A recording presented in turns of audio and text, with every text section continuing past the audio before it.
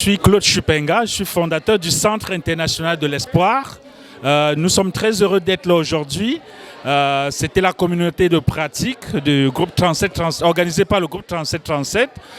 Nous avons fait des ateliers qui nous ont permis de connaître des enjeux que connaissent chaque organisme et puis d'essayer des approches de solutions.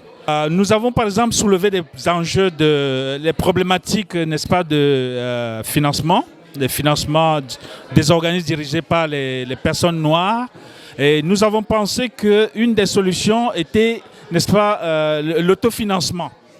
L'autofinancement, les levées de fonds et toutes les activités qui peuvent générer des fonds propres.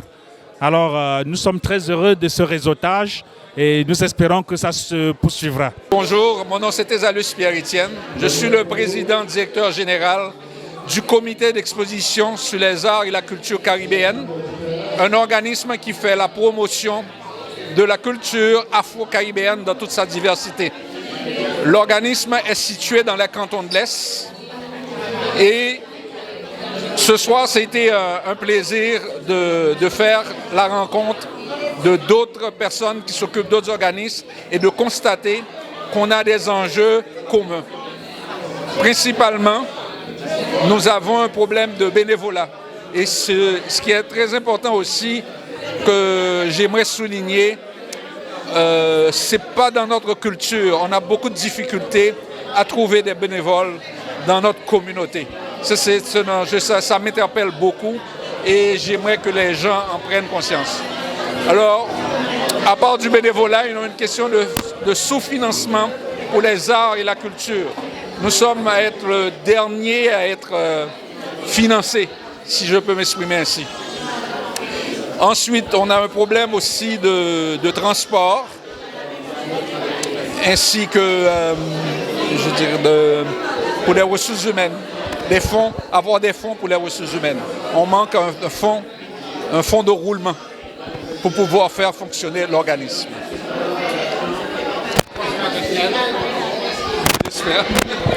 Bonsoir. Ça a été vraiment bien. En tout cas, on est naturel. Je m'appelle Mirou Nanika, je suis coordonnatrice de service à l'Institut Doxar. L'Institut Doxar a pour mission de faire développer de façon personnelle et professionnelle les jeunes et les jeunes adultes par la culture et les arts afrodescendants, notamment la musique. Aujourd'hui, j'ai eu le privilège d'échanger en fait à la table d'art et culture avec des organismes merveilleux qui partagent beaucoup la mission de Doxar également. Nous avons parlé d'enjeux, mais nous avons parlé de solutions. On aime ça, les solutions. Donc, pour les bénévoles, le premier enjeu qui a été nommé, on a discuté de pouvoir faire appel au centre bénévole spécifique, vraiment spécialisé de chaque secteur.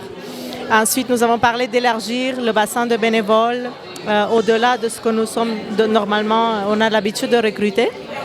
On a aussi parlé de sensibiliser la communauté au bénévolat. Donc oui, on sait que certaines communautés ne sont pas si habituées avec ce concept, mais on veut s'investir dans la sensibilisation à ce bénévolat. Également, nous avons eu l'initiative très spontanée qui est venue de vous directement, d'échanger nos contacts de façon vraiment groupale et puis suivre cela avec une action collective dans laquelle proposer du temps bénévole les uns pour les autres, dans les activités qui vont suivre. Donc on veut vraiment s'impliquer de façon concrète dans les actions à venir de façon plus spécifique.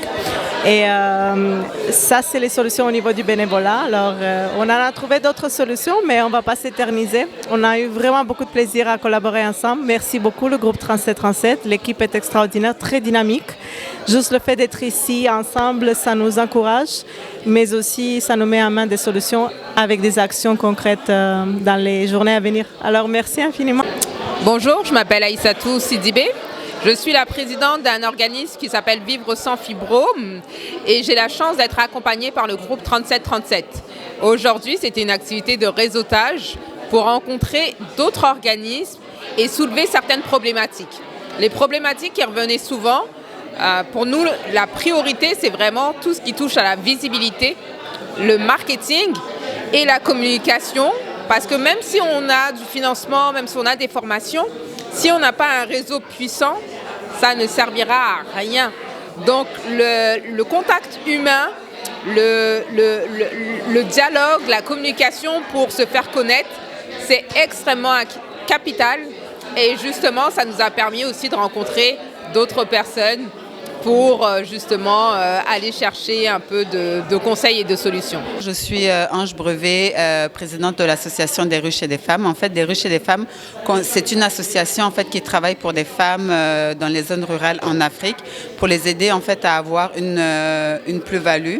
Donc, on installe des ruches dans les champs pour pouvoir en fait produire du miel qui est revendu ici et l'argent est rapporté, une partie de l'argent est rapportée à ces femmes-là pour qu'elles puissent faire d'autres projets. On met en valeur en fait les produits naturels comme le beurre de karité, le beurre de cacao, les palmes, en fait tout ce qui rentre dans la cosmétique de produits naturels et l'argent qui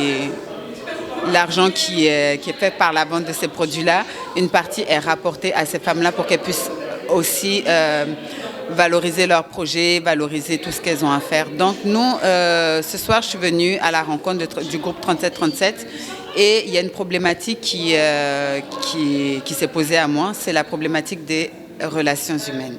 Donc la solution qui a pu se dégager par rapport à ça, c'était le bénévolat.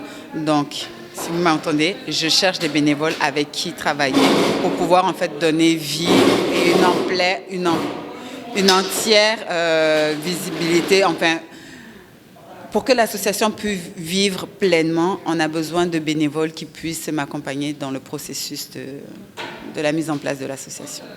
Bonjour, mon nom est Jason Dumerville, je suis coordonnateur au niveau de l'innovation sociale au groupe 3737.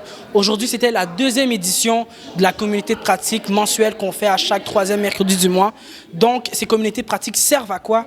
En fait, quand ça sert aux organismes, premièrement, de collaborer et d'échanger sur des enjeux qu'ils partagent et par la suite, de trouver des solutions souvent à ces enjeux-là. Et on discute de plusieurs sujets. Le but aussi est de créer plus de collaboration et de synergie entre les organismes à but non lucratif issus des collectivités noires. Donc, on vous invite la prochaine fois à venir, mercredi du mois prochain. Donc, restez à l'affût, suivez-nous sur les réseaux sociaux.